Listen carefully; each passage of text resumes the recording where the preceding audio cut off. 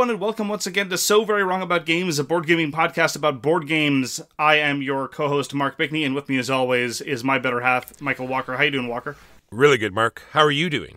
I'd best not talk about it. One thing I want to emphasize, though, as open gaming slowly starts to be a possibility in some parts of the world again, first of all, be grateful for that opportunity and be mindful of the fact that many other people don't have it, but also remember to thank the unsung heroes. Many people pay lip service to the game explainer, although in my experience, nobody actually gives genuine appreciation to the game explainer.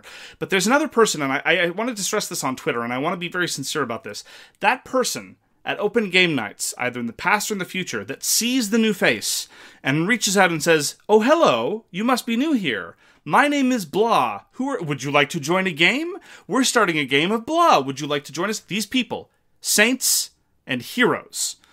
The very heroes of our hobby. And I stress this in part because I have not met any of these people in Vancouver. Also, on that topic, try not to be that guy. And by that guy, I am referring to the employee of a game store the other day. I won't mention who specifically, who went in the back and said, "I heard a shriek and I thought it might be somebody's girlfriend."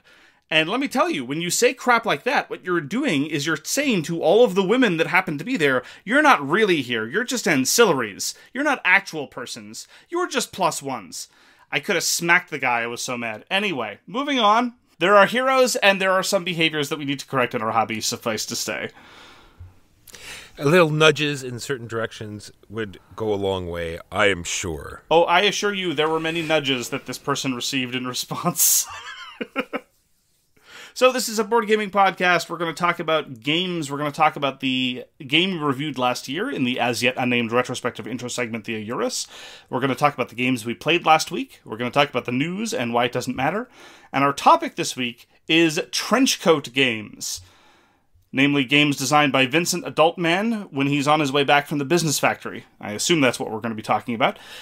Very particular subject. I don't know why you want to talk about it, but I let's do it.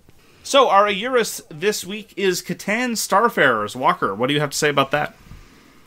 I have to say that if I was ever forced to play Catan Starfarers would be the one I would want to play. Forced being the word? Yes. I'm a bit chagrined. I talk often about trading away games that we review. Catan is one of those games that I traded away only because I knew that there were a small number of people that appreciated it. I really like Catan Starfarers. I know a couple of other people that are big fans, but broadly speaking, it has a number of problems. Number one, it's a Catan game that reliably lasts about 2 hours, which tends to alienate even Catan fans, and then there's all the people that hate Catan generally, and so I knew it wasn't going to get to the table very often. But the reprint published by KOSMOS a couple of years ago, and of course it got the predictable 5 to 6 player expansion, although why on earth you'd want to play Catan Starfarers with 5 or 6, I don't know. It was a lovely production, very, very expensive, but I think it's a quite worthy game, and I still encourage you to go try it if you haven't already. And that is the game we played exactly 1 year ago, and then reviewed it. Now on to the games we played this week. Mark, we got together, not us in person, but thanks for rubbing it in, Walker. As SVWAG, and we played a game called Sunset Over Water. And what you're doing in this game, you set out a grid of these paintings, and they all have iconography based on sort of what the painting is, be it a waterfall or a mountainscape, or there's a set of symbols, and then there'll be a row of cards along the top will be all the buyers, all the people who'd like to buy paintings, and they'll say what kind of painting they want. I feel like a waterfall painting today, or it might be 3 different symbols, right? And then everyone's going to pick from a deck of cards that they have. I think there's about 8 cards. It's one of these sort of pick your initiative card. You pick your initiative card, and there's some abilities on it as well. So not only is it going to say, when you go in initiative order, it's going to tell you how many paintings you're going to paint that day and how far you can move on the grid in order to paint those paintings. So everyone reveals their card. Whoever has the earliest time gets to go first. They move, they paint their paintings, and they fulfill their contracts. So that's where the sort of, decision space or the hook of the game is that the sooner you go, the faster you snatch the paintings that the people want that day, and you're taking all of the contracts as well. So the people that come play after you will have less to choose from. They do not refresh immediately, so you sort of have to time it out right. You could even just sort of skip a turn and like sort of collect a bunch of paintings. So in another turn, you can fulfill a whole bunch of contracts. And there's also like a sort of round bonus thing, like, you know, end on the corner of the grid or move sideways or something. So there's ways to get bonus points as well. I thought it was a great little game. Didn't take long to play, easy to teach, and that is Sunset Over Water. It is designed by Eduardo Baraf, Steve Finn, and Keith Matejka.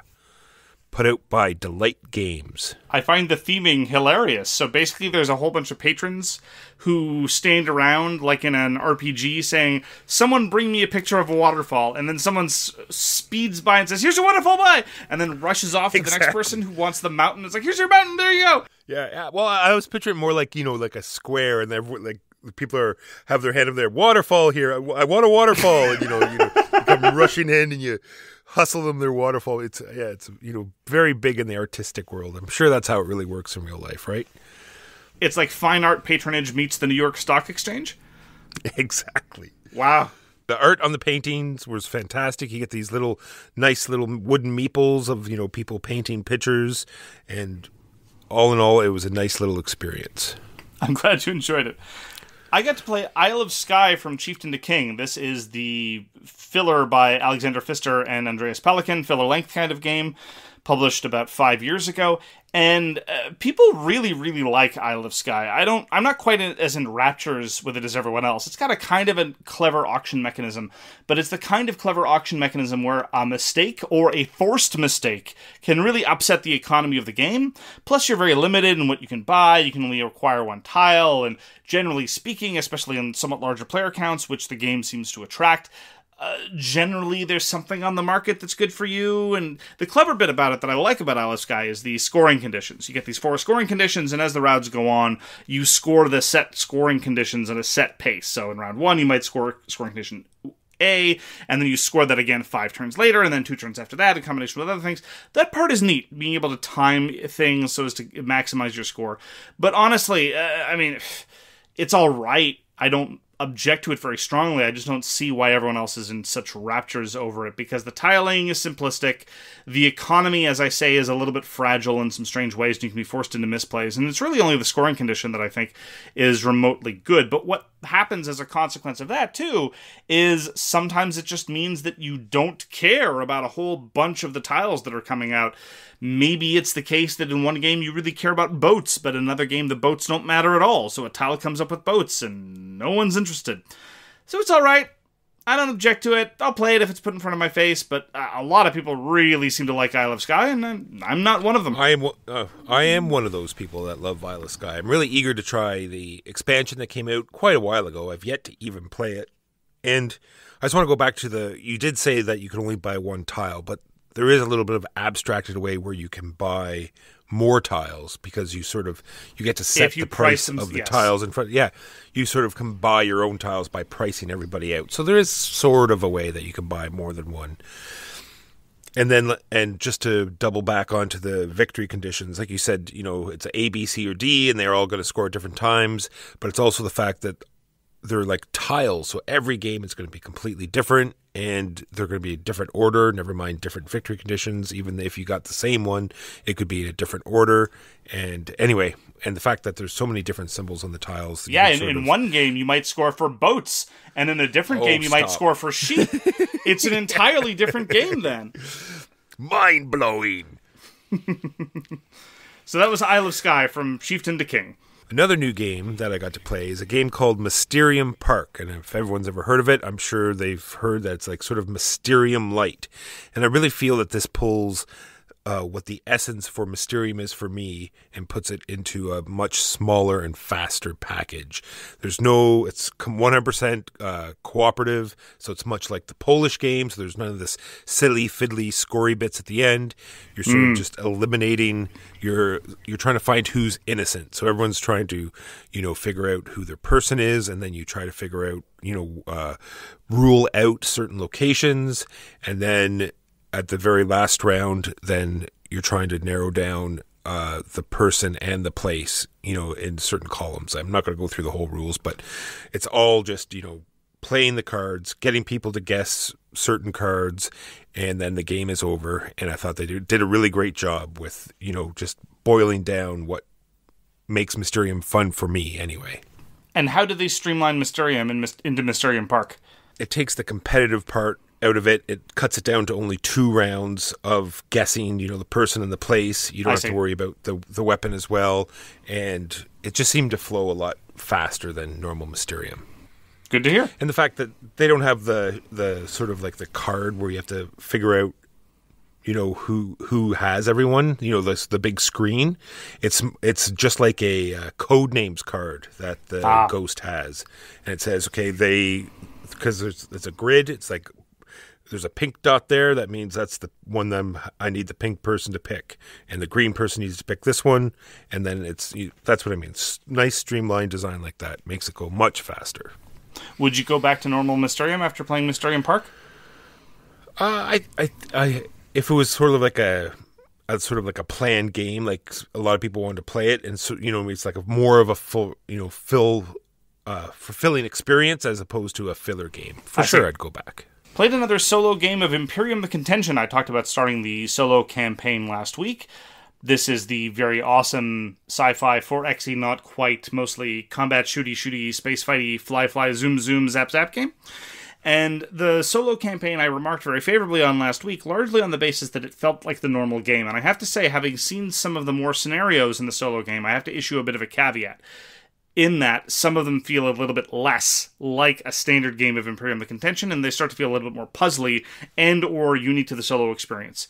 Case in point, I played one scenario where very early on in the gate I got ships with the boarding capability. Now, boarding in Imperium: The Contention is a keyword that says if you destroy a ship with the ship, you take over the ship you destroyed. Namely, you've sent over Marines or the equivalent and you've taken over the ship.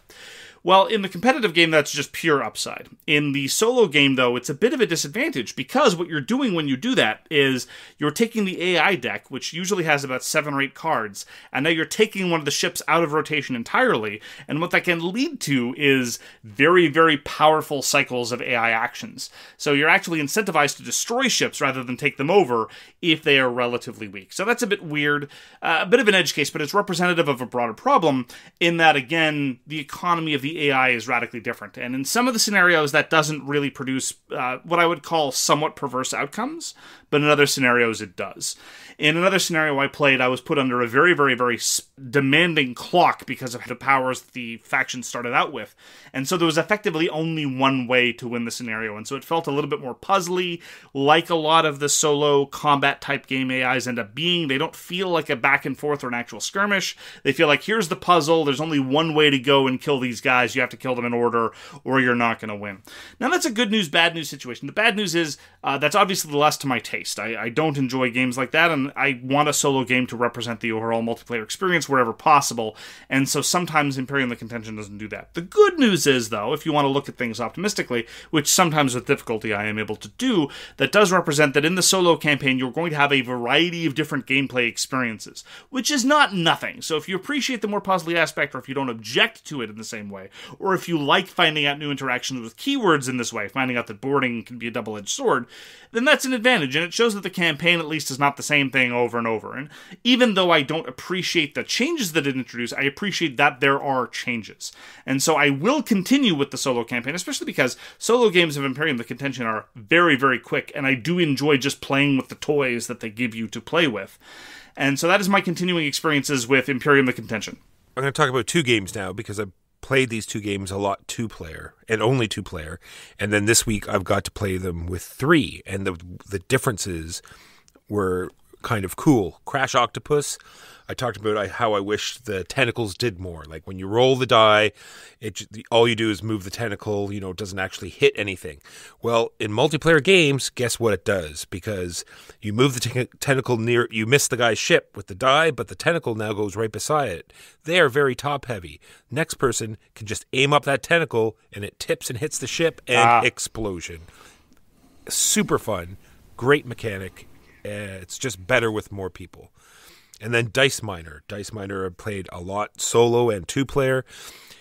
And with 3-player, all games of Dice Miner use the same number of dice. You can fill them out in 3 times and you're done. So with more people you play with, the less dice you're going to have in your pool or available to you. So there seemed to be a lot more sort of hate drafting and making sure certain people didn't get some dice. And then there was a little teamwork between the 2 people that were falling behind. They would trade the beers back and forth, giving them dice that they needed and choice when they needed it. And I thought that sort of new sort of way the game played out was a lot more interesting. I played Dice Miners multiplayer, and actually I found that the scarcity of dice, the trading beer back and forth I will absolutely grant you, but the scarcity of dice just meant that there was less opportunity for hate drafting. We've talked about this before in the context of drafting games. One of the reasons why Fairy Tale is so genius is because you draft 5 and play 3, so the opportunity cost for hate drafting is so low. In the context of Dice Miner, when we were playing 2-player, I felt that the opportunity for hate drafting was more. There were so many dice I would end up with. They were more frequently the case that I could look over and see what my opponent needed. When you're playing 3-player and you consequently have so many fewer dice that you're going to end up with, most of the time I found myself in those instances just focusing on what I needed because I didn't have the luxury of bothering to hate draft. But I'm glad you had a contrary experience. So just quickly, Crash Octopus, designed by Nakoto Samoto and published by Iten Games. Dice Miter, designed by Joshua Dubois and Nikola Rosinski, and put out by Atlas Games. Played some more Regicide. Love Regicide. Still haven't won. Love Regicide. Paul Abrahams, Luke Badger, Andy Richdale, Badgers from Mars. Go play Regicide if you haven't played Regicide. A marvelous co-op game with just a standard deck of cards. There's a really, really good tabletop simulator mod, and or, let's face it, you probably have a deck of cards somewhere in your house. Play Regicide. Marvelous, marvelous hidden gem that not enough people are talking about. Brutally difficult. I'm still looking for that first win. Go play Regicide. Why aren't you playing Regicide, Walker? Because someone left. You have a copy in your home. I know. You effectively do. True. I should get a deck of cards and get it set up for sure, because everyone in our group definitely loves it. Played more Caravan, and I'm only talking about it because it is changing a little bit over time, right? The randomness of the cubes coming out just seems to be becoming more prominent, right? Yeah. As you deliver the cubes, and then it triggers a restock, and it's like, oh, look, my infrastructure's already set up to deliver 3 cubes almost right away. And it is a very, tactical, strategic game and interesting, but when the randomness either goes against you or in your favor, it doesn't seem so much so. And I've heard the response on the part of Caravan Defenders. Caravan's great. It's a lovely, cute little game. But you're absolutely right.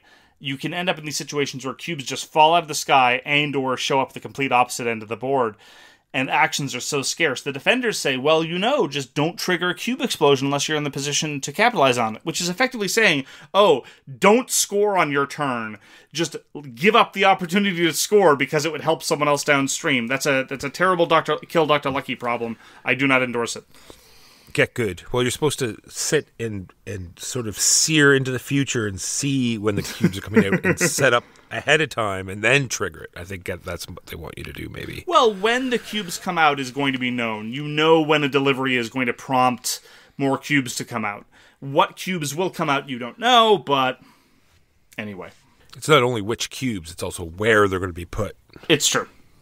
Played some more The Quest for El Dorado. Not to claim too much credit, this was with great difficulty at one of these aforementioned public game nights. 3 of us were sitting down. We didn't have a whole lot of time, and I saw that the store had a copy of The Quest for El Dorado. And I said, hey, I'll teach you this. And then I saw someone wander up with his kid, and he was, looking meaningfully at the game collection. And I mustered deep within my reserves, and I managed the Herculean feat of saying, would you like to join us? And then I immediately had to hide my face in shame because social interaction makes me nervous. So we played a game of Quest for El Dorado, and there was enough visually exciting stuff going on that I'm going to say 5-year-old was able to be diverted. It's a shame. I would have set up Rhino Hero Super Battle had I known that a kid was going to be joining us, because contrary to the slings and arrows of slander online, I do in point of fact play very well with children. And the child involved was able to play with the wooden figures and talk about what the barriers represented, and that was all well and good. And I was able to teach the Quest for El Dorado to a whole bunch of people, and they really, everyone agrees with the obvious truth, which is the Quest for El Dorado is a great twist on deck building. And having played Kubitos, which was also an attempt to marshal vaguely deck-building aspects in a race context, I have to say that the Quest for El Dorado does a slightly better job of making the race a salient element of the actual game. There's more blocking involved. There's more of a sense of tempo, of looking ahead, of knowing what you're going to need to go ahead to traverse those barriers, as opposed to Kubitos, which, sometimes you can just stay at the starting line for half the game, build your combos, and then you're off to the races, literally. The Quest for El Dorado remains my least preferred way to play the game. I think that the Golden Temples expansion is vastly preferable, but this is not to say that the Quest for El Dorado is not a very, very worthy experience. Rainer Knizia definitely knows what he's doing. I'm going to step out on that limb and say that. So another game of the Quest for El Dorado, highly recommended. A very, very good intro game, a very good family game, an excellent first deck builder if you want to approach it that way. And like many of Knizia's solid outputs from the past 5 years, extremely accessible with lots of quality decision making. Very highly recommended. The Quest for El Dorado. And lastly, for me, Quacks of Quedlinburg is being played a lot. It's being enjoyed here between me and Butterfly. And we finally got to play with the Alchemist expansion.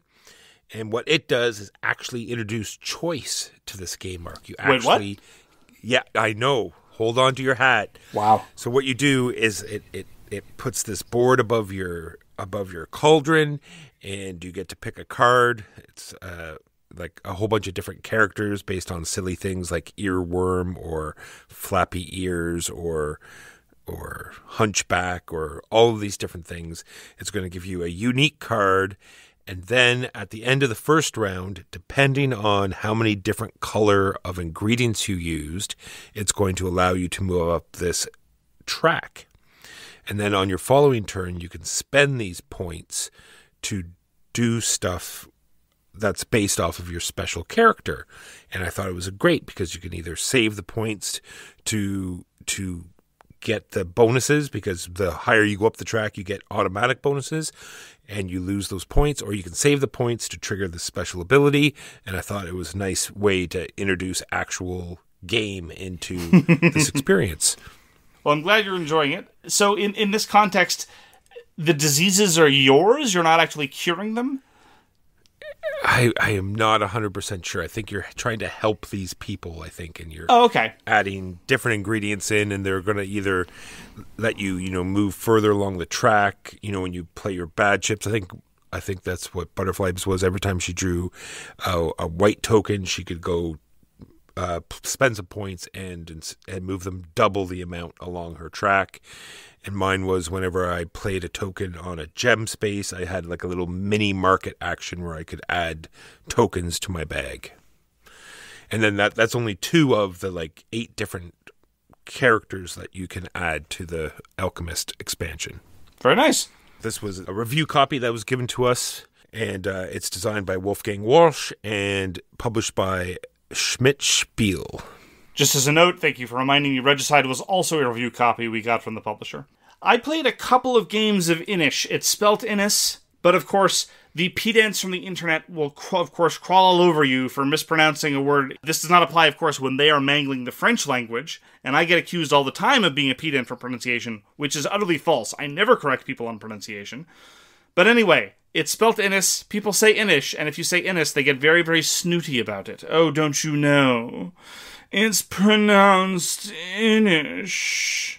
Anyway, I have a complicated history with Inish. I talked about this in the question period. I actually played it again in part because listeners will not leave us alone, or specifically me alone, about this game. And in the game of Inish that we had, it really did encapsulate my entire experience with the thing. There were moments of genius, moments of actual genius. I really like how the drafting interacts with the actions that you're going to take. There's some lovely bits of tempo, because passing in Inish doesn't mean you're out for the round. You can come back in, but if you're a little too aggressive with that and your opponents also pass, well, then you can be done. So it's good to stall, but sometimes you have to move quickly. That part's great. That part's lovely. And then there's the combat system. Oh my goodness. Both games were determined entirely by people miscalculating in the combat system, and one of them was in the classic situation of, oh, I'm going to get involved in a conflict when I really shouldn't have started this fight to begin with, and in the process I'm going to throw the game to the third player. And, I mean, really, I've seen this happen so often in the game. I played Inish about 12-ish times now. I don't claim to be a master, but I've seen so many of these fights happen where it just gets incredibly attritional because one or other players just keep making the same mistake and get bogged down for no apparent reason, or there's ridiculous king-making involved. It's so bizarre. There are a lot of great things in Inish, but I don't think it really comes together in a compelling, polished package. I like the victory conditions, I like the drafting, I like the tempo, just the combat system is just, ruins it for me every darn time. I think that's what increases the disappointment, is that the other parts are so good. Absolutely. That it makes these other things just amplified in the painfulness. And it's honestly one of the reasons why I'm okay with playing Inish every once in a while, because I can sit there and I say, okay, Mark, the combat's going to be nonsense, something weird's going to happen, maybe the game will proceed and somebody will win because they played better, or maybe the game will proceed and somebody's going to win because A and B got into a stupid fight and C or D is going to walk away with it. Just accept it and enjoy the drafting and enjoy the lovely pacing elements, and then accept that at the end something weird is going to happen. Now, that's not always what happens. Again, I want to stress, it's not every game that goes off the rails. It's just very often in the game there is a combat that goes off the rails, one or two combats, and sometimes that determines the game. That's my position. That's my experience with 12-ish games of Inish. I don't claim that this is exhaustive. I agree with you. It's a little painful, the sort of wasted potential or opportunity there. I wish Christian Martinez would design more games, but there we are. So, Inish, designed by Christian Martinez, released by Matejka. Finally for me, I got to play a game called Mafioso. This is the anthropomorphic animal gangster re-theme of Rudiger Dorn's 2005 title, Louis XIV. I've talked about this before. If you're going to do a game about organized crime in the Eurosphere, you're going to have it with anthropomorphic animals. This is about who's going to succeed Wally Longtooth, the walrus godfather, or godfella, as they say, at least making it gender neutral, of this weird sort of animal land. Anyway, so Louis XIV was an area majority game. It was actually the first in Alia's mid-size box series, and it's really, really enjoyable, engaging, and tight. And it involves one of the mechanisms that Rudiger Dorn loves to do. He did this in Goa, he did this in Louis XIV, he did this in Traders of Genoa, he's also done this in Istanbul. He loves towers or stacks that leave bits behind, frequently, though not necessarily on the diagonal. He just loves doing this, and this is definitely something that happens in Louis XIV / Mafioso. The big difference between the two, because much of the game is exactly the same, is that in Louis XIV, you had these mission cards that you were trying to succeed in, and they gave you points and special powers. In Mafioso, instead of being dealt mission cards of varying difficulties, and you could select which difficulties you wanted to go for, there's this grid of buildings that you can go and occupy with your goons. This is one of those areas where it's fascinatingly the case that randomness actually improves the quality of decision-making and trade-offs involved, because the random mission cards actually forced you to go and seek out specific goods to satisfy those specific missions. When it's a large grid of available buildings, pretty much anything you get is going to be able to get you one of the buildings. Now, is it necessarily going to be the power that you most wanted? No, but it's going to shake out to be more or less the same thing. As a consequence, when playing Mafioso, I paid zero attention to what tokens I was picking up, because I just knew any 2 tokens I had would be able to go and get me a building. This is in contrast with Louis XIV, where I knew I needed to satisfy specific requirements to go and satisfy these mission cards. Now, some of them are more specific than others. It's not always the case you need a specific combination. Sometimes there's a little bit of flexibility, and there are wilds. But nonetheless, that added bit of restriction made some of the trade-offs and made some of the tactical considerations more pointed, and I very much appreciated that. And I very, very much prefer the theme. I prefer historical themes to weird, cartoony, anthropomorphic animal gangster themes. Your mileage may vary. And Louis XIV was in a small box, whereas Mafioso was in a large box with the attendant costs involved there. Also, they called the money Zulars, which kept making me think of RuPaul saying to somebody, "You're a winner, baby," that they'd want a cash tip of 5,000 Zulars brought to them by Anastasia Beverly Hills. But maybe that's just me. So anyway, that's Mafioso, published in 2017 by Super Meeple, but I prefer the original 2005 Louis XIV, both by Rudiger Dorn. But to be frank, they're both very solid, very enjoyable area majority games. But I'd stick with the original. Those are the games we played this week. Now, on to the news and why it doesn't matter. Mark, I'm going to start off with some rants because, that's what I do now. I live for it, Walker. We live for the negativity and the clicks. Okay, that's how we roll here. So, they're both about Kickstarter stuff. Just because I got another update about a game coming out. I'm not going to point fingers and name games, and I don't care when I get this game, Mark. It could be 6 months from now. I don't care. What I do care about is the language that these guys are using. They're saying, they're between a rock and a hard place. They have no choice. You do have a choice. It's one of these other things where, we're afraid that it looks as though the retail version is going to come out before everyone gets their Kickstarter package. and there's nothing in here's some, where's the actual wording? Holding the retail release of the game for too long could be huge damage to us and our international partners. It's a risk that we cannot afford to take. Do you know what's a risk, Mark? A risk is giving money to a company a year ahead of time for their game. That's a risk. Yep. And I work in retail. We have videos and books that come out all the time in boxes that say, do not put on the shelf until a certain date. It's not that hard. Anyway. Like I said, I don't care when I get the game. It's just these ridiculous excuses that are starting to anger me. I agree with you. I wish there was a little bit more transparency. I'm a little bit different from you in that we've had this discussion before in the context of Ares Expedition. I don't even think there's a tacit guarantee anymore that the Kickstarter backers are going to get a game before retail. If you don't promise it, I don't think it's part of the pledge. But I wish that when publishers would make these decisions, I talked about Peterson Games last week, when they make these decisions, they'd just be frank. It's like, look, we're going to do this because it's best for our bottom line. It is what it is. We promised you certain things. We promised you exclusives. You're going to get the thing later, but you're going to get more of it for less money. That's the deal we entered into. As opposed to, look, I'm so sorry, like some sort of weird guilt trip and martyr complex. I agree with you. It's painful. And secondly, it's just these campaign systems. I've gone off on them multiple times, how you think this is going to be the one you're going to enjoy. Well, it's not. You're throwing your money away again. And there's so many on the crowdfunding right now, and I'm just so disinterested in all of them, and just made me think that what is it with campaign systems that I enjoyed, right? I think it is just the getting together with people, and it's the the shared journey and the thought of this experience that you're going to have. So when you just see these systems, you just think of that, of the potential that's there. You're not thinking of the actual game mechanisms. At least this is for me, and maybe that's the problem. I'm just going to list all the ones that are off right now. There's one called The Lands of Gazir, Divinus by Lucky Duck Games, Legend Academy, Bantam West, Adria, Paths We Dare Tread. That's the Zaya, the Drift System designers put out one as well. Descent 3rd Edition is also out now. So many of these huge campaign type systems that I think are just not going to, be heard of in a year from now. Do you want to hear my cynical speculation? Yes. I have no idea if this is true. This is just some sort of guess. It is conceivable that what is motivating sometimes the desire to put in a campaign system is the knowledge that we've now moved into a slightly more periodical model of game publishing where the vast majority of games are played once or twice and then never again. And the hope is, if we put a campaign system in, maybe that will make people feel they have a sort of investment to bring it to the table more and more, and therefore the perceived value of our good will increase.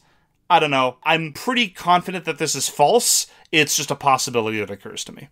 On the topic of Kickstarter, there's a Kickstarter going on now that was called Earthborne Rangers. This is brought to our attention for a couple of reasons. One of them is it's partially designed by the Sadler brothers, and we're big fans of the output of the Sadler brothers. The other is they, more than other recent Kickstarters, have made a pledge towards sustainability in terms of their manufacturing processes. More and more publishers I've found on Kickstarter and elsewhere have talked about being careful about using sustainable materials and sustainable manufacturing methods. This I applaud. Especially since, as somebody who does not travel much, drives seldom, and eats practically no meat, my ecological footprint is almost entirely determined by my game collection. That's by far the most taxing thing on the world that I engage in. But the trick is, and again, I am still deeply cynical, I looked over the Kickstarter for Earthborne Rangers. They don't know who's going to produce the game yet. They don't have a manufacturer lined up. So that's one thing. So you don't know how sustainable this is going to be at all. The other thing that I couldn't help but notice was that in their vow, they said, we vow to make game components out of, quote, biodegradable, compostable, and or recyclable materials. Okay, well, all right.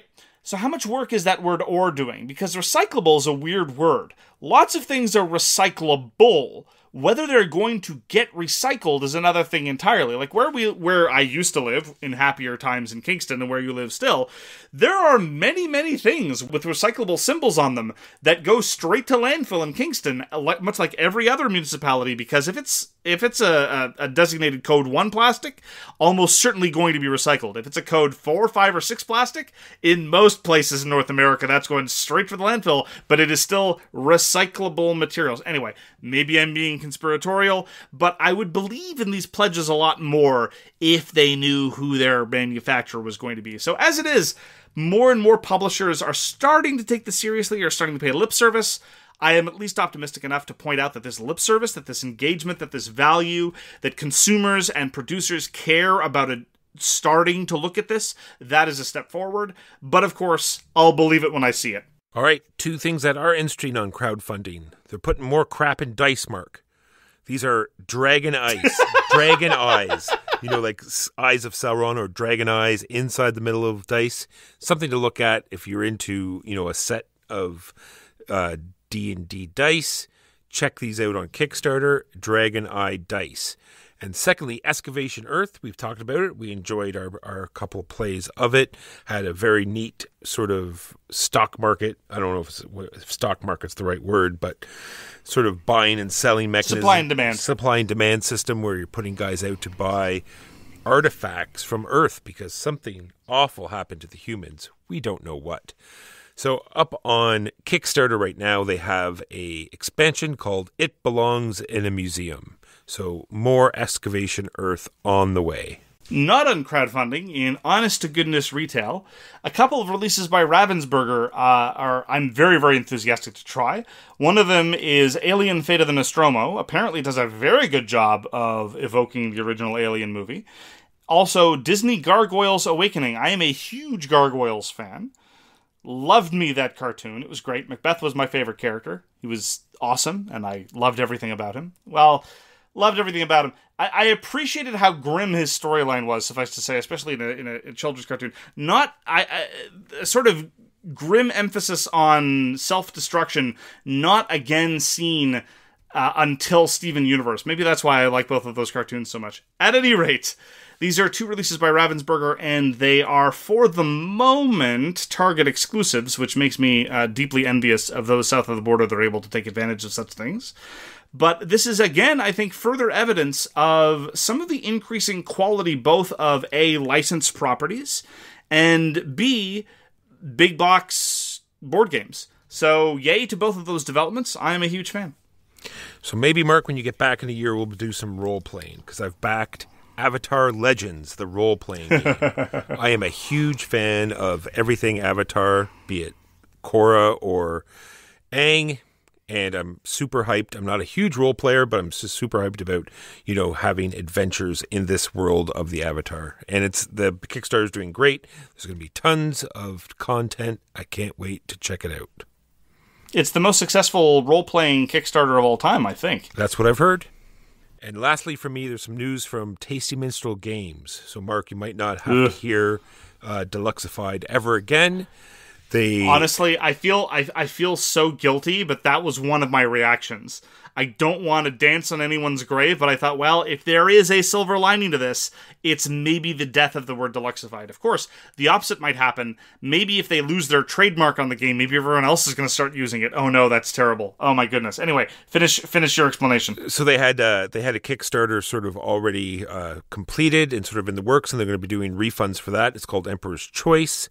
They've said that they're going to sort of sell off all existing stock and inventory that they have, and hopefully in about 2 to 3 years they're hoping to start up again and start producing games again. We can hope so. Finally, from me, it looks like Oleksandr Pfister has finally started to learn his lesson.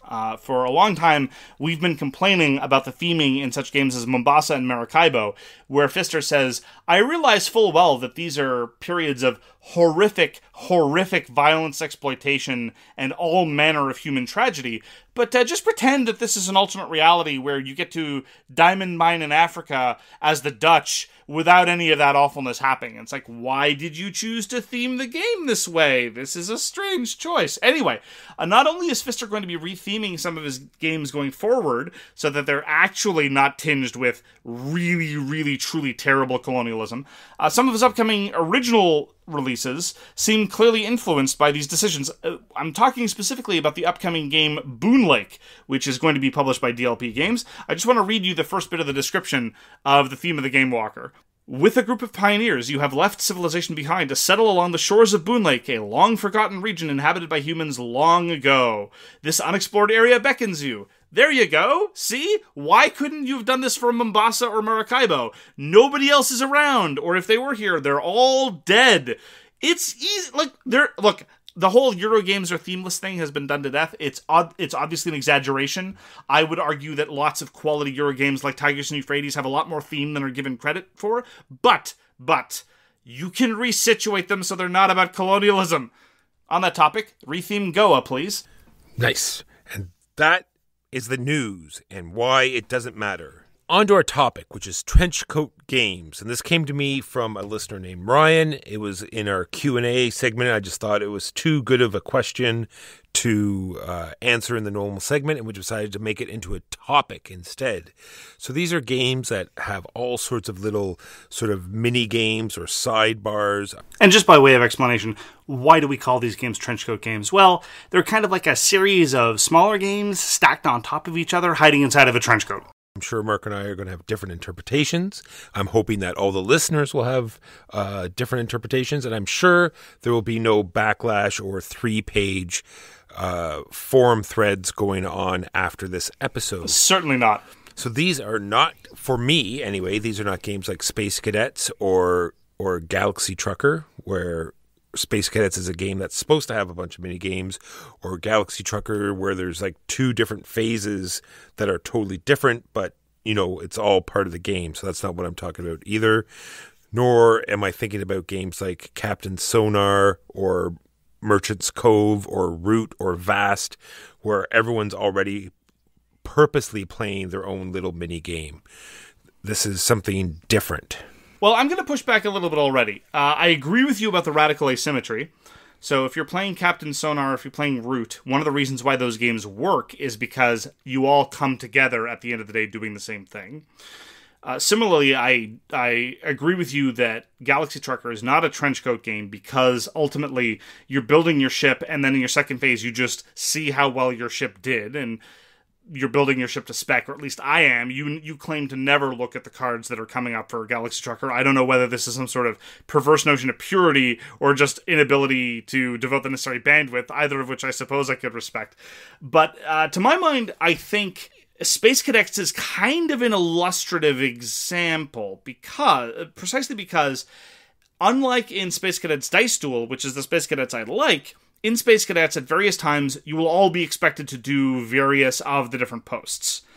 And I think that the manner in which Space Cadets fails, for me anyway, is illustrative to some of the problems for these other more traditional Euro games that are the Trenchcoat games that I think you'll be discussing. So I think it's valuable as an intro, if nothing else. Because when I remember playing Space Cadets a couple of times, and you have to explain to everybody what all their stations do, and there's all this stuff, and for me anyway, the only way I could focus on my task was to just focus on my task. And then that crew change or shift change card comes up, and everyone has to change positions and do something else. And at this point, there's I've never seen anyone be like, cool, I get to now do the thing that I've been curious about and learn something new. They're always like, oh, I just thought I got the hang of this other thing, and I got to do this other rule system.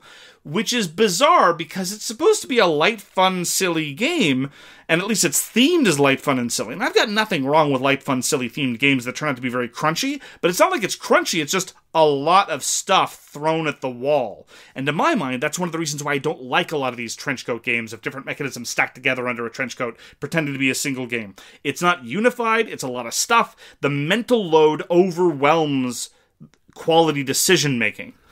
I'm going to push back a little bit on that later, but like you said, I'm going to be concentrating on games where you can concentrate on a totally different aspect of the game than the other players, and you can play through it the whole game just concentrating on this one area and still be competitive, or something completely different than you did the last time you played it and still be competitive and still play, be part of that game. Let's start talking about specifics. Why don't you start by talking about one of these Trenchcoat games you like? Well, I want to talk about some of the originals, I think. I don't know if these are original, sort of like Shadows over Camelot. Right? They have this unified deck, and you use the same deck, and you went around to these different spaces on the board, and you played all these different little, ways to use the cards, different ways to play, and, it all came together. You couldn't that doesn't totally, lock into what I'm saying. You couldn't just, play your whole game at one area. You could, but it wouldn't be... Anyway, and then Queen's Gambit is another one where there are 3 different theaters, and they're all completely different. Same sort of thing as Shadows of Camelot. It had the unifying single deck, but in the Queen's Gambit, you could very well concentrate on one very hard and still win the game. It's true. I agree with you that they both fit the paradigm.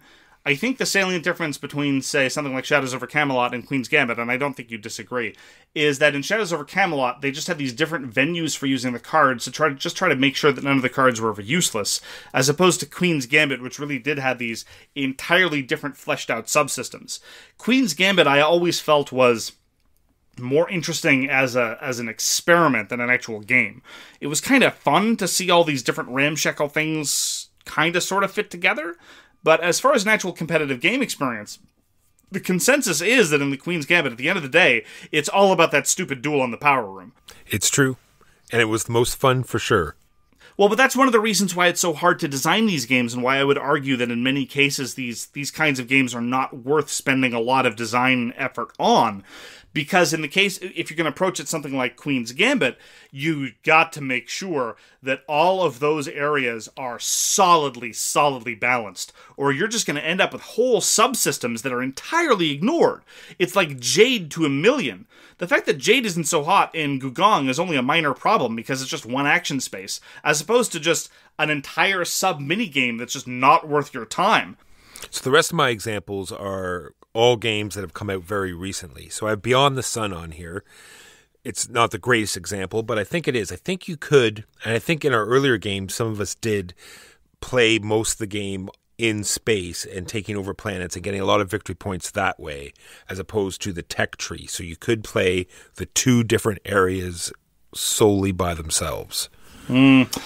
Wow, interesting. So I think this is one of those cases where this is a difference of degree rather than of kind. But to my mind, Beyond the Sun is far too integrated and has far too many subsystems to qualify.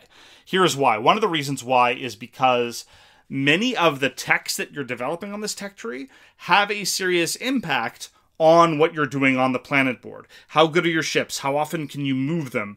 Do you have any bonuses with respect to colonization? How often can you colonize? All of those things with that sideboard are all determined by what your technology level is.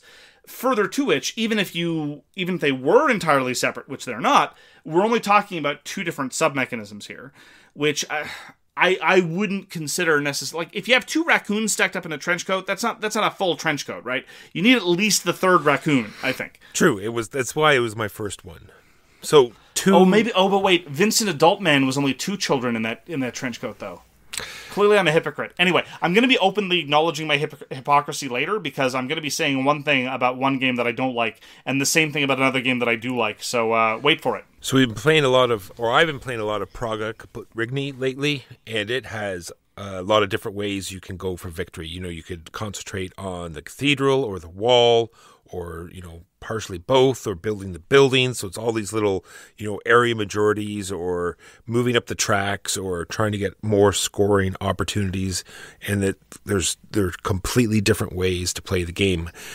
And And I'm not sure if it's one of these system mastery things where eventually you're going to just be doing all of them. Once you get good enough at the game, then you're going to be going up maximally on all of these tracks. I'm not sure, but it's yet to be seen. I'm glad you brought up system mastery, because I think that system mastery is at the root of some of these issues that I have with Trenchcoat Games. Because let me just explain what I mean. System mastery is, generally speaking, a pejorative description of a game whereby one of the significant barriers to entry is just understanding how to play the game at all, as opposed to just playing the game well, right? On one extreme of the spectrum, you'd identify things like chess or Go, simple rules, very easy to start playing, very, very difficult to play well, as opposed to other games where, again, this is just going to be a pejorative. It's mostly about system mastery. The barrier to entry is high, but there's not a whole lot of game there. And I think you and I are mostly on the same page that most of the Tal Sorta designs are squarely in that latter category. There are a fair number of GMT games that fall into that category because they don't have a strong development ethics the way they ought to. I definitely put the coin games very firmly in that area where it's just about system mastery and not about quality decision making. But circling back to Praga Caput Regni, I've only played Praga Caput Regni twice, but I've played a lot of other Vladimir Suki games, and I have found them enjoyable, but ultimately disposable. 3 to 4 times, and then I felt like I'd seen all I needed to see, because they tend to have fun systems to explore, but at the end of the day, they all get you to the same place in the same way, and so it ends up feeling like this smoothing out sort of blandness in a very serious way. My favorite of his is probably Shipyard, of that style. There's all these different things you can do with your boats. You can make your boats this, you can flange them out with this, you can give them bling, you can give them hot tubs, you can give them time machines, you can race your boats, you can put your boats on pony shows, you can whatever. But at the end of the day, it's all like, well, I get 3-4 points here, I get 4 or 5 points there, and it just ends up feeling the same game after game, no matter what sub-mechanism I explore. Next up is a game that's also being compared. What, you gonna push back or what? No, I'm totally agreeing with you. I think it's very much a system mastery, or in layman's terms, get good, and and I 100% agree. But why is it that you enjoy exploring your own little corner of the sandbox in something like Praga Caput Regni, even if you acknowledge that maybe there are more sandboxes than the game needs? Well, I usually only do that in sort of like, that's what the pushback was going to be. I think it's not so much a barrier as something that you can sort of lock onto in your first game and concentrate on that one part of the game while watching other people do work on other parts of the game, and then once you play a second and third time, you're figuring out how these all intertwine together and how you can increase all of these different sub mechanisms in a better score. Right, and what I'm claiming is, and again, I don't have any specific bone to pick with Praga Caput Regni. I haven't played enough to come to this conclusion. What I'm saying is, all too often, the conclusion that I've come after getting to those third, fourth, fifth play, when I've started to see the forest and the trees, is that it's ultimately not worth it. There's not multiple paths to victory in any substantive way. There's just various levers to pull that all amount to the same thing. Let me contrast that with another game that's very, very streamlined, but I think does have multiple paths to victory in a substantive way, but is typically not identified as such. Something like El Grande. El Grande, I would argue, has a much more substantive paths to victory, because if you get bogged down in one province, well, then it's a question of relocating and fighting in other provinces. Yes, it's all area majority contests, and yes, it's all scoring by the same metric, and yes, it's all using the same set of mechanisms, but you're actually encouraged to have a strategic and tactical vision, to be flexible, and be able to push in different directions, albeit under the same rules framework, rather than having to internalize different rules frameworks and just being able to get from point A to point B. True, it's two different ways to do it for sure. I'm glad you agree that one way is better than the other, and that El Grande is an amazing game. And a game that's very similar to Praga that's been compared to is Bonfire, right? We've played Bonfire, and it's another game that has, multiple sections of boards that you can explore and try to manipulate points out of. There's the fate tiles, the boats, the paths, and the lighting of the bonfires. And would you agree that this is yet another game where with getting better at it, it's all just going to rise together, at the same level? Or is there a certain, different little mini games that you can exploit and still have a decent score? No, I'm inclined to agree that Bonfire definitely falls under the same pattern. It's not Steffenfeld at his worst, because Steffenfeld is an interesting example, and he's one of the first designers that came to mind, along with Vladimir Suki, when you suggested this topic. Because the worst game, I think, ever that I've played in terms of a whole bunch of different mechanisms that, by virtue of their difference, led to a feeling of bland sameness, which is, the worst of all possible worlds, was Trajan. It's like, okay, well, this scores triangularly. Okay, well, this scores arithmetically. Okay, well, this scores exponentially. This thing goes the other thing. This token goes there, and it's like, whatever. I mean, honestly, I don't need this level of superficial complexity for what's going on. Just exploit your clever mechanism. Have an idea that you want to exploit, kind of like the way the card play works in Notre Dame. Notre Dame is not a brilliant game, but I think the early works of Steffenfeld were far more focused, far cleaner. Yeah, there were a number of different ways to score, but they didn't end up all feeling like these tacked-on, jumbled-together trenchcoat monstrosities. So, I would take In the Year of the Dragon or Notre Dame a million times over. I would even take Bonfire over something like a lot of the Vladimir Suki games, or Steffenfeld's worst examples. Again, Trajan being, I think, the paradigmatic example. Then I have Great Western Trail down here as well. I've been playing a lot of it on Board Game Arena, and it seems as though the higher scores have either concentrated on moving, the train way up the track, or a huge handful of cows, or tons of buildings. So, concentrating on one part of the mini game in order to maximize your score. Again, I don't really have enough experience with Great Western Trail to really comment, but that sounds definitely consistent with some of the criticisms that I had heard online. Now, what do you think about Lords of Hellas? It does have multiple paths to victory, and I feel as though some of them are different, totally complete different game ways to play the game. Like the fighting the monsters, you're increasing your heroes, getting them stronger, taking the different territories or building the monuments. I think this is all, it's not just choosing one over the other, it's building towards one or the other. Lords of Hellas, I think, is a great example of a game that gets some of these balance issues, and I mean balance in terms of competing mechanistic claims, not necessarily balance in terms of game balance. Sometimes it gets the balance exactly right, and sometimes it gets the balance exactly wrong. An example of how it gets the balance exactly wrong is, as you said, Fighting Monsters, which is a mini-game which feels totally divorced from most of the rest of the game. Not all of it, but most of the rest of the game. And as we've commented a number of times before, it just completely murders the tempo of the game. It grinds to a halt. Only one player is making decisions. There's some busy work involved. We still really like Lords of Hellas, but the monster fighting, although it fulfills an important role, just saps a lot of the enjoyment out of the game.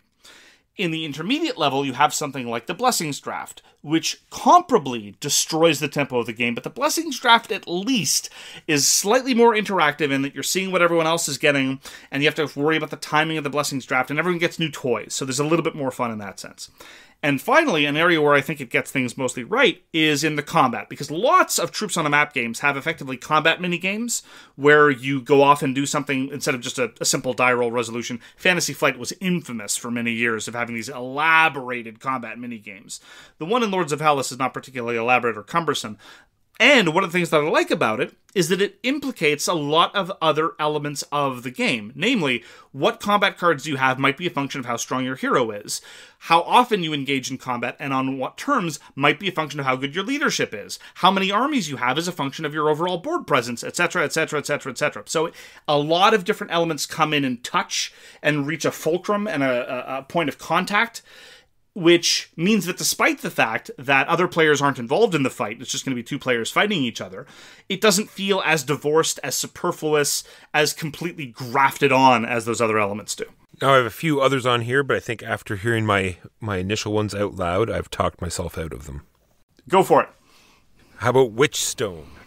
Witchstone, the whole board is a bunch of different mini-games, but they're all sort of centered around choosing your action tiles, but I think you can lean into certain different aspects of the game. I do not think it's one of these ones where you can go maximum on all of them. I do think you have to choose a certain path to eke out your points, and so I think, it might fall into this category. Well, that was one of my key criticisms of Witchstone. I thoroughly enjoyed the action mechanism, and you are encouraged to specialize so you can get lots and lots of actions of the same type. But ultimately, I didn't feel that there was any substantive variety of getting your points from manipulating crystals on the one hand or going along the wand track on the other. It felt to me very much like what would happen if Reiner Knizia tried to do a Vladimir Suki point salad type game. A little bit of Suki, a little bit of Stefan Feld, a little bit of Reiner Knizia, and, I felt that the Knizia elements were overwhelmed. Now, Knizia isn't always immune to this. Now, this is a bit of a stretch, but sometimes you get echoes of this kind of unnecessary complexity in some of Knizia's scoring elements. People justifiably criticize Blue Lagoon for this, for example. Sometimes the scoring's triangular, and sometimes you're getting sets, and sometimes you want connections, and sometimes you want longest this or longest that. And I perfectly agree. That is the weakest element of Blue Lagoon. It's a marvelously simple game, but then when you start explaining the scoring, it's just a list of things. Compare that to some of his other genius scoring elements, like Samurai. Samurai's scoring mechanisms are fabulous. It's intricate and it's unique, but it's not just a list of different kinds of triangular versus arithmetic increases in set collection. And so I think that Knizia, even though he is, in my estimation, the greatest designer, he's sometimes guilty of some of the same design flaws that are characteristic of Trenchcoat Games. Next, I have Merv that we've played, the Silk Road. So what the central mechanism is here is moving around the town and trying to get crisscross sort of combos going. And then there's all of these different mini games along the outside, building the walls, going up the spice track, and all of these other things. And I don't think the game lasts long enough to maximize all of these things out. I think you do. I agree. I think you do have to choose in this one a certain way to go. Yeah, I remember when we played Merv, I just completely ignored the Mosque track, and I barely touched on some of the other tracks. I don't know that this necessarily... It's strange, though. I think this is proof positive that it is a Trenchcoat game, not that it redeems it. I mean, whether you've got a whole bunch of unnecessary kind of scattered, not cohesive, grafted-on mechanisms, I don't think a solid defense of or redemption of that notion is just that you have to engage with all of them. No, that was definitely not a defense. No. The related defense, although somewhat different, is not if you have to engage with all of them, but rather if they all come together in a unique, cohesive whole. And just because they all have the same action selection mechanism, I don't think is nearly enough to get you there. Agreed. And lastly, I have on here is Coffee Traders. I've only played it a few times, so I'm not big on it, but it is one of these things that has a huge number of things to do. You're buying infrastructure in these different cooperatives. You're trying to do deliveries and contracts, and you're going up this. And while you're doing this, you're getting these tokens, which let you go up this other track, and you're also supplying coffee to the coffee bars. So there's all these different levers to push and pull, and it is also another game that is only 3 turns long, and I think you sort of have to concentrate on certain parts and not be able to, have everything rise together at the same time. To my mind, as important as identifying all these sort of Trenchcoat games, whether or not you approve of that kind of design philosophy, equally illustrative, if not more illustrative, are the games that aren't Trenchcoat games, despite the fact that there's a lot going on. And to my mind, when I think of a general category of games that might look to be in the same wheelhouse but are radically different than them, are splatter games. If you compare, say, Food Chain Magnate to, say, On Mars, right? And I don't want to pick on Vitalisert all the time, but I do because, I should. But in Food Chain Magnate, what you have are a relatively parsimonious set of interactions that lead to a huge variety of different game states. Rather than pizza and beer being differentiated by, a different floating market of 2 different things and sub-mechanisms in a mini-game where you go to the pizza supplier who works on a different track than the beer supplier who works on an auction mechanism, blah, blah, blah. You can think of ways to complicate games endlessly, right? Like, you can complicate the card game War by adding dice to it. Doesn't make it a better game, it just makes it more complicated. Yeah, I was struggling to try to include Food Chain Magnate actually myself, but there's just no way. There's just this huge disconnect between sub-mechanisms and mini games, you know what I mean? It's like fine that has all these different things, but it all interconnects and all comes together at the end to like a single path. Unlike these other games where there's, like we already said, that there's some that you could just completely either disregard and not use or just concentrate on one little tiny thing. So that's why there's no way I could, even in a silly way, use Food Chain Magnate as an example. Yeah, I think most Splatter games are a perfect counterexample to what a meaty sandbox that's decision rich can look like. Other games that come to mind, and I just want to mention these briefly because Senji, to my mind, is still one of the best examples of a game that has lots of different mechanisms, but that all come together beautifully in the diplomacy system. Everything touches everything else, and so the complexity is earned by virtue of the fact that they're all deeply, deeply integrated. The same thing is true of Successor's 3rd edition. It has a variety of different victory conditions, but they're all balanced against each other, and they all touch different things. There's legitimacy, and there's just flat victory points, but the legitimacy influences both where you're going and how what troops are loyal to you, and a variety of other things. Still haven't played Successor's 4th edition. My copy is sitting in upstate New York. I hope that they've preserved that. From what I understand, the rule set is mostly identical, but I think it's illustrative that some of these, I don't know if there's a pattern here, but some of these really interesting examples, like Lords of Hellas, like Senji, like Successors, are basically multiplayer conflict troops on the map games. I wonder if there's something to that. So to wrap up for me, I like the Trenchcoat sort of system. It really allows for replayability because you can come back to the game, play it completely differently. Every time you go, you can combine some of these things together and do 2 or 3 or 1 or all of them together and do it all sorts of different ways. And I think it's sometimes easier to teach, or i.e. easier to take in on your first game because, like I said, you can just concentrate on that one thing that you do understand and still maybe be competitive, and or the fact that that one thing is very easy. You can watch the rest of the game go on and sort of do your little thing and see how the rest of it works together and be ready for your next play. And now it's time to sum up my moment of complete hypocrisy.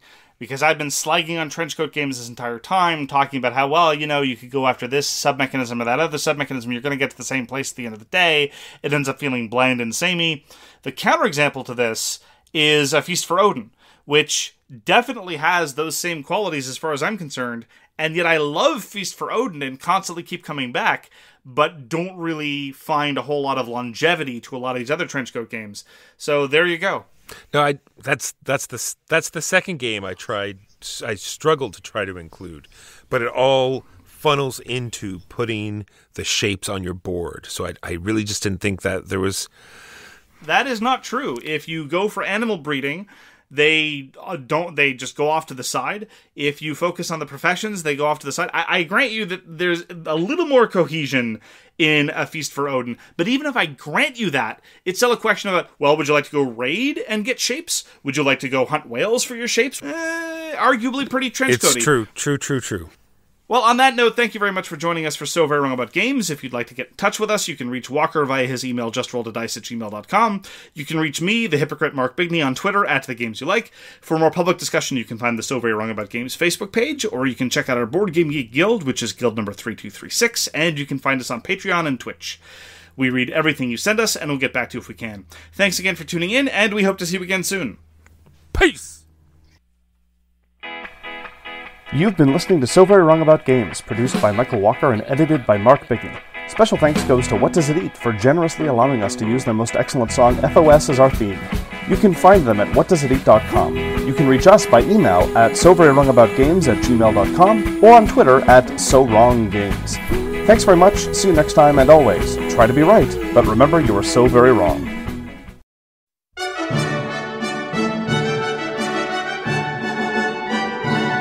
Thank you, listeners, for joining us once again for SWAG Presents Masterpiece Theater in honor of Prospero Hall and His Grace, the Right Honorable Dr. Vincent Diesel, I messed up his name. How could I do this? What an insult to the great man.